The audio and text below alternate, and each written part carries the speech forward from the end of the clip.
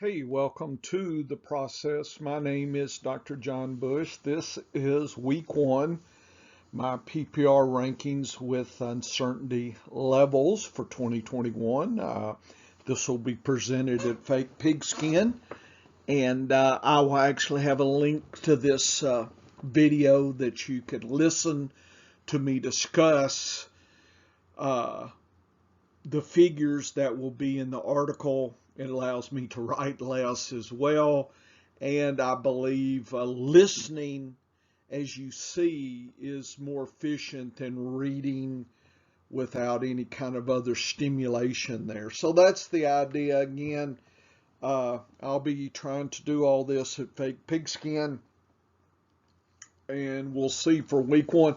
I will be having my matchup article coming hopefully by tomorrow, today, sometime. So there'll be one more for this week. And I'll be using my defense against the position, Vegas discussion, and these PPR ratings with player and team uncertainty levels. So without any further ado, let's get started here. So the first thing I do, and so part of this is, your learning process, is I want to know what each team's, let's call it power score is for each week. So just kind of framing the expectation of the team, at least using my analysis. So how do I do this? Well, I take all the players I'm going to rank, and I'll show those, different positional rankings later, and of course, put them under the team, and then just take an average. Okay, maybe I should take the median, but I take the average, and I then convert those numbers to scaled units. And when you scale something, at least this scale is per league average. So what I did, and you can see the team, the average of my fantasy sports professor, I know, rankings, FSPR. That's what that stands for. It's nothing tricky here. So the highest is Atlanta at 46.9. The lowest is Houston at 24.6. If you take an average, and I think it's about 36, maybe somewhere close to Tennessee, Arizona. So just kind of looking, I colorize these teams, Atlanta, Green Bay, etc. Their players are ranked higher as a group, not by position, not by number ones, etc. Just kind of, this landscape idea that I think is missing in a lot of analysis. They kind of just kind of go over it, if they do, very quickly, and I try to put some metrics to it. I believe just kind of gut opinions are not as strong as trying to apply a metric here.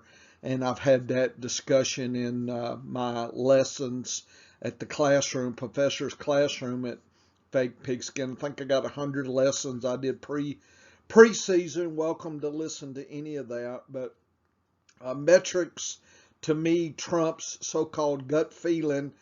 And that's how we do that, because you can trick yourself with the gut feeling, especially after the fact. Oh, yeah, I felt that. Well, did you really? Write it down. If you really think you're great at gut reactions, then before it happens, write it down. And then have somebody else look at it and give you a score. Yes, you hit this one. No, you didn't.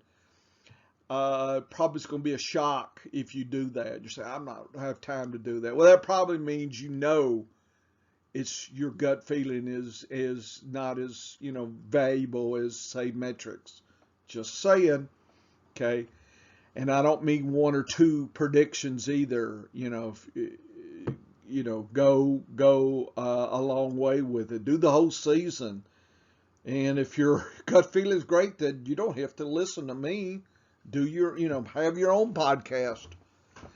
Okay, so I subtract that number from each FSPR number and get the scaled average number here, and that's Atlanta to Houston. So the order doesn't change, it's just these numbers here. But so Atlanta and Green Bay and Buffalo are about 10 times above the average. Just kind of, I like to feel that way. So Pittsburgh is 4 times.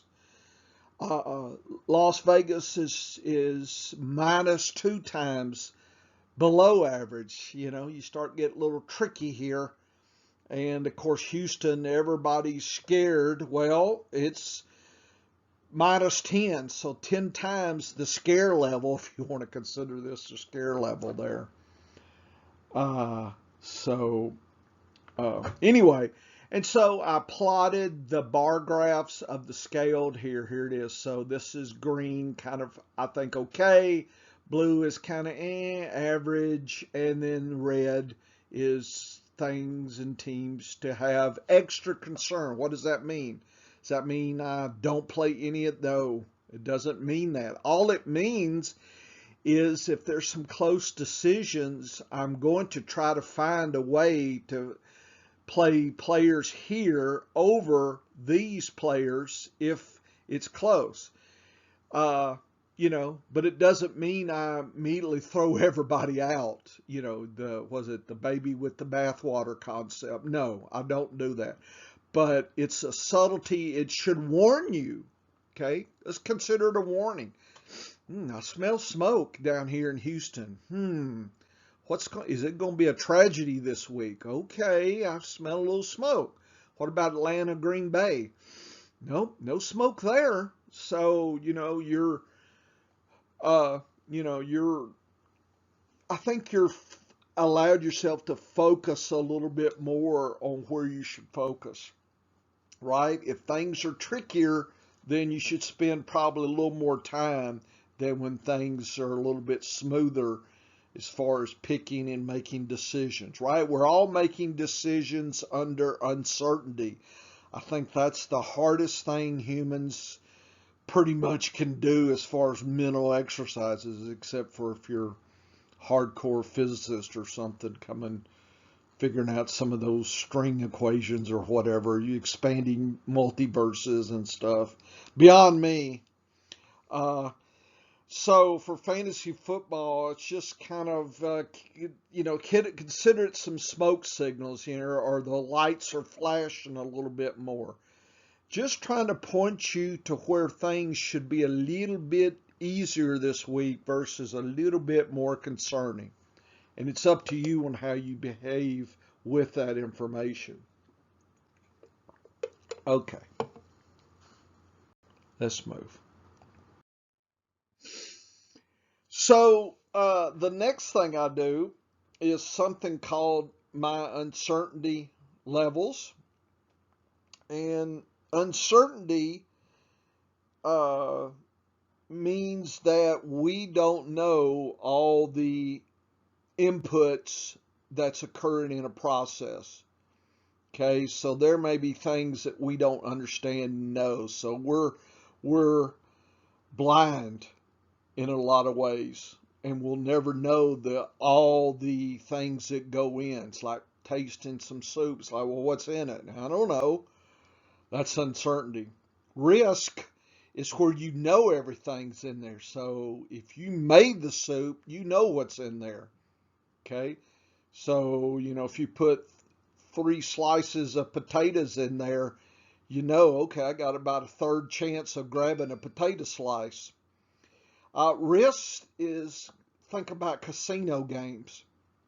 Okay, the roulette wheel doesn't expand or contract, right? The ball doesn't get bigger. The ball doesn't change into 20 balls. It's fixed. The cards are fixed. 21 is fixed. The slot machines are fixed. Okay, that is risk. Uncertainty means we don't even know all the variables. all we know is what we can maybe feel, see, or calculate, but there's still things we can't understand or know. So that's uncertainty. So I try to get a handle on at least the scale of the uncertainty possibilities there. So when a team or a player has high uncertainty, that means that I'm not just me, everybody, it's just they're not going to admit it, that things could go a lot more south or north than you really think. And if you have low uncertainty, it tends to be the range of outcomes is very short and thin.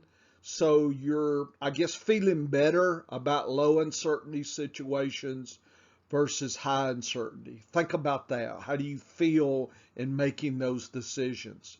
If you're making a key decision in high uncertainty, that's not as fun as making a key decision under low uncertainty.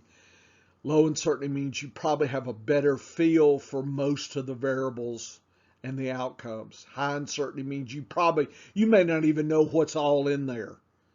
So it's kind of like spitting in the wind. You're just not sure how all this is going to end up.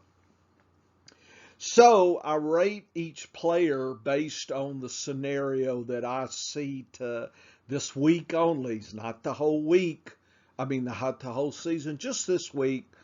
This is a metric calculation thing, algorithm that I've developed, and no, I'm not telling anybody what it is, right? It's got to have something. I'm sharing the results of it. I'm not sharing.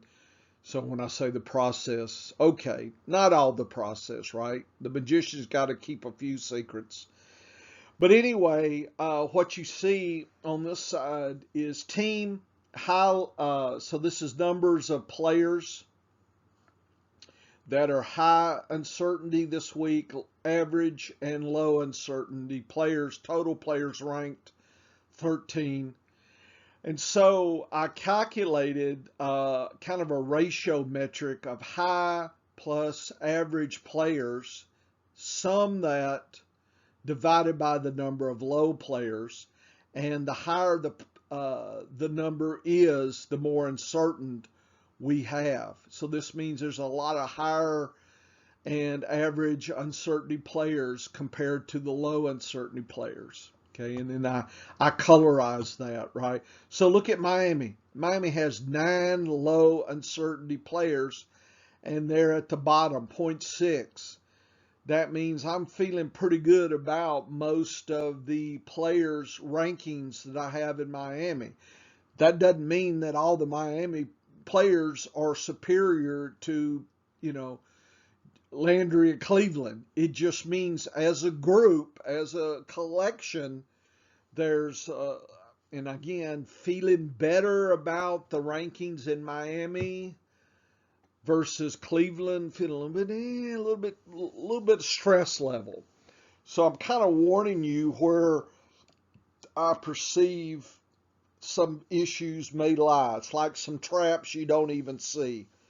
And I consider the red colorized teams to have some traps where you're not aware of, and the green teams probably fewer traps to worry about here. So just getting a feel when you're going in and making decisions.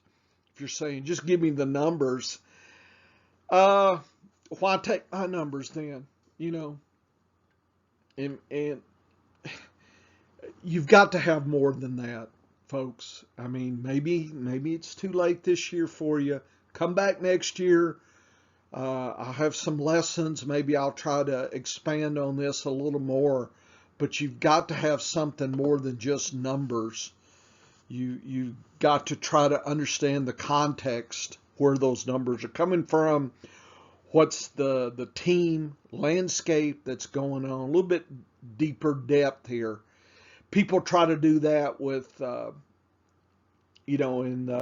wide receivers, who the cover corners are, air yards, all sorts of different metrics. Those are pieces of the puzzle that people try to use to get below those numbers a little bit. Okay, that's what we know about. I still suspect there are groups of people that have high levels of algorithmic research and probably playing these millionaire uh, daily fantasy sports stuff. And I know in other forms of gambling, syndicates get together and they'll have experts and stats and things like that. So I believe those are out there, just those people are not coming forward. Okay, so let's move on. Excuse me. This is Team 1 uncertainty levels. Just what you saw with the numbers. I just put it in bar graphs and colorized just for a visual way to learn. Okay, having been an educator at a university now since pretty much all my life, right? I started as a student and I flipped over to a professor. So I changed teams from defense to offense, right?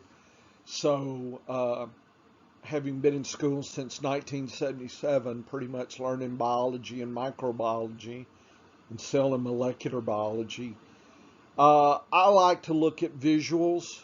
I think, that until we get the true mechanism of fantasy football underneath us, which we probably never will until they put microchip measurements in all the players and the win, everything's going to come together as one giant equation. But until that point, we're left with methods that are not so precise. And to me, when you have that, a visual look at the metrics allows you to think a little deeper, a little more, a little longer. Okay? If you're trying to win your league by slapping stuff together 10 minutes before the games, that's just not, I can't support that. Okay? I work all week on this. Not 24/7. Probably my head 24/7, but doing these figures and whatnot. So again, Cleveland, Vegas, and the Giants this week are the high of the high as far as team uncertainty levels, and Washington, Buffalo, Chicago, Miami, Minnesota, Tennessee, Carolina, Green Bay, Cincinnati, and the Jets, pretty good. They're all pretty close. Whereas Cleveland, the Vegas, and the Giants are pretty high here and stand above the league. So, these teams could really do well or, score 0 points. That's concern about the issues right now. So anyway, there's the visual. Use it to begin your thinking. Okay, just don't listen to me. Think about it a little bit. Think about it. Okay, so here is the defenses of the week. And, I have my metrics, right? The best, San Francisco 49ers. The worst, the Raiders at 0. And here is the uncertainty levels. So the Chargers have a pretty good defense, but I'm warning you that the range of outcomes is high, and that's a little tricky. So to me, the safest defense this week, if there is is the Rams right here. See, it's low, and Washington's pretty good low. Tampa Bay, well, we've already seen that. They played, and then the Ravens, with all their injuries, might be saved because they have a pretty good defense, and that can help them out. Okay, so that's how you read this. So if you've got two defenses or streaming defenses, this is kind of the order I have to today. Doesn't mean something will happen tomorrow and change this, but this is what you're getting today. Kickers, Tucker, okay, pretty good. Okay. Uh, let's see. And then Butner's high level. Koo is probably the best of the top three. So if you're doing daily fantasy sports, I guess, you should consider him as a play.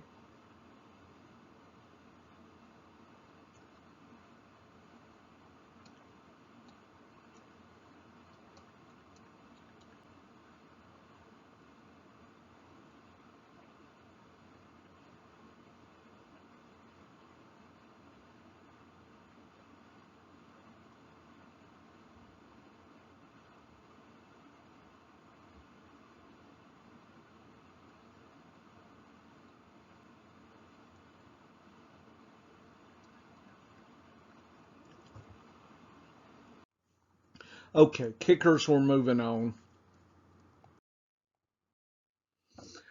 Quarterbacks, Mahomes at 100 and Drew Lock at 0. Probably some of those won't play here. Goff at 53 because you can see the ones I really think are not even going to play here.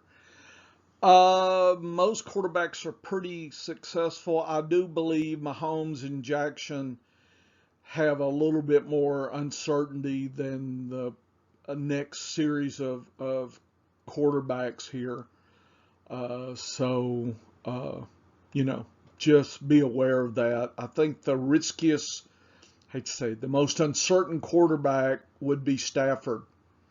And then, even though Atlanta has good numbers, Ryan, things have changed, new running backs and lost Julio, so I consider and then the matchup, consider that a high uncertainty situation for him as well. So that's how you can kind of use that to, at least modify any DFS picks or anything like that. At least that's how I've got it going. And here's the numbers here. So Mahomes is twice as good as, say, Goff at 50-ish versus 100. Okay, so you consider the percentages as pretty close. So Mahomes is about 10% better this week than Allen. I mean, I'm not sure I would fine tune it like that, but if you want to if you've got two quarterbacks, you want to break a tie, this may be a way to do that. Running back, here's your top 28, and I will point out that Tyson Williams, Baltimore, is very high here at 28. So he's just outside the running back two discussion this week. That could be a train wreck. I don't know if they're going to put Murray back there or they're going to call Freeman up or Bell. It could just be a cluster. So I'm not sure I'd play any of them but I play things safe. I guess in a tournament DFS, maybe he is a play. I don't know. But anyway, this is the idea. And I consider Eckler the highest uncertainty player in top 6 or 7 this week. Jones and Mixon have average. So these three right here, to me, have a little bit more higher range of outcomes, which could mean poorer than some of these rankings, right? These guys could be in the 70s or 60s is what, especially Eckler, could really have an issue. So that's how I use this. Barkley, I consider him high. I think Elliott was high. Okay, well, we had him last night. So, folks, Elliott was high. Rutrow. And Rojo, I don't even think he's even in the top 28 for me. No. Okay. Here's some more you can look. See, Jones average, well, still not, he'd been a flex at best, and I probably would have played Hines over him if they're that close. You see, that's how you might break a tie that way. Anyway, it's up to you on how you can approach that. And here's just the numbers there. Whatever. Let's see. Go on. Here's more of the running backs. You can look. Getting deep here.